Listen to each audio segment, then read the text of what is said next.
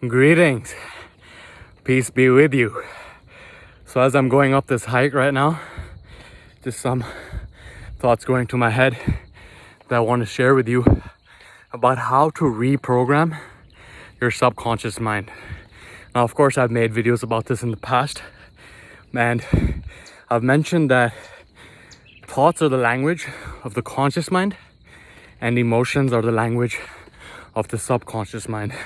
So the key to reprogramming our subconscious mind, which is really driving our behavior at this point, is first and foremost getting an awareness of what those emotions are, right?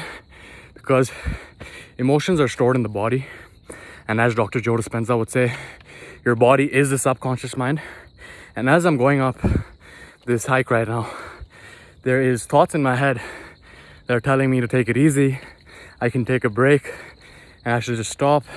And these are thoughts that I experience every time that I come up this hike. And when we really trace back where these thoughts are coming from, it's like the root of thought is actually emotion. And when we are experiencing emotions of discomfort, then our mind, conscious mind, which is trying to keep us safe, is still carrying generational programming from the caveman days, which is all about fight or flight. And when we're uncomfortable, like you either fight, flight, or freeze, right? And the key to really reprogramming your subconscious mind is first and foremost getting an awareness of what those emotions are, learning to let them go, and really switching from a framework of battle to balance. What do I mean by this? So I've noticed in my journey, as I've leveled up in different departments, improved, grown, learned, and experienced different aspects of myself through these different experiences, I've noticed that a lot of times there's a battle going on between my ears, a battle between what my conscious mind is thinking I should do right now, which is usually the comfortable or the easy thing in the moment, and what my higher self knows is the right thing for me in this moment. And that battle takes up a lot of energy, because anytime I've noticed that I'm resisting something, I'm resisting the urge to go and watch TV, I'm resisting the urge to just go and lie down, I'm resisting the urge to go sit on my sofa, I'm resisting the urge to do anything that my higher self knows and understands is not the best thing for me right now. Knows that this is not the step in the level of evolution, it's a step backwards into devolution. There's always a choice that we're making in every single moment, and that choice is whether we will step forward into growth or backwards into comfort. And by its very definition, growth can only occur outside of your comfort zone. So going to the analogy of battle to balance, what if our mind, our thoughts, we realize, as I mentioned before, we are not our thoughts. The fact that you can observe your thoughts means that there is something outside of your thoughts that is doing the observing. So what if we could switch from that relationship of battle, of resisting it, and whatever you resist persists anyway. So what if we could switch from that into developing a relationship with our mind? Okay? Now, I used to look at people back in the day and see them on the streets, usually like a homeless person talking to himself. I'm like, so that guy's like off, right? He's off the rails. He's off the rails. He's weird, right? Now, I'm not saying that you should live up off the example of a homeless person, okay? Do whatever you want at the end of the day. But when he was talking to himself, at one point in my journey, I thought that was wrong, right? Like, oh, people who talk to themselves are wrong. But then I noticed that making these videos is really me talking to myself. And as I started making these videos, I started journaling, which is really me talking to myself. And what if the internal conversation that is going on between our ears could shift from a relationship that is always fighting against each other? I should do this, I shouldn't do that, I should do this, I shouldn't do that. It takes up so much energy. I should go up this hike, I shouldn't, I should take a rest, I shouldn't. What if that decision was already made and the relationship that is being cultivated with the conscious mind is that of balance? is that of understanding, is that of treating yourself as someone you are responsible for helping. It's funny, right? Like if someone's dealing with a problem and we have perspective on that problem, we're like, yo, just do this, right? It seems so clear to us when someone else is dealing with a problem and we're like, yo, just do this, man. It's the right thing for you to do, right? And it seems so clear. But what if we could develop that relationship with ourselves? What if we could treat ourselves as someone we are responsible for helping? I think this was one of Jordan Peterson's rules in 12 Rules for Life, now that I think about it as well. And it's really about cultivating that relationship with your mind. First and foremost, understanding you are not your mind. You are the observer behind the awareness of the thoughts. And then I thought I heard something in the forest over there. I was like, yo, hope it's not a leopard. And then it's like you develop that relationship. You're like, yo, it's all good. Just do what you can. It's at your own pace and your own time. You know that this is going to be uncomfortable, but you also know that in your uncomfortability is where your growth and your highest expression lies. Nothing happens in the comfort zone, right?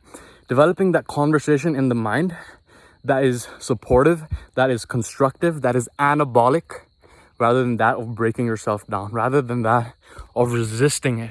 Having that conversation, opening up that conversation and forming a bond with your mind. And it comes through understanding that your mind is kind of like a separate entity that exists outside of you. Whoa, gotta watch where I'm going over here. And once we realize this and we begin to cultivate that relationship with our mind, whereby we're having that conversation, we're opening it up, we're developing that bond, we're getting an awareness of what is on the mind's agenda as well. Is that agenda influenced by someone else? Taming it down, right? In the Buddhist philosophy, they refer to it as the monkey mind, right? The monkey mind that is swinging from thought to thought. And that crazy monkey often gets a little drunk. And it's a crazy drunk monkey swinging from thought to thought. So our job, our aim, our work is to tame that monkey down.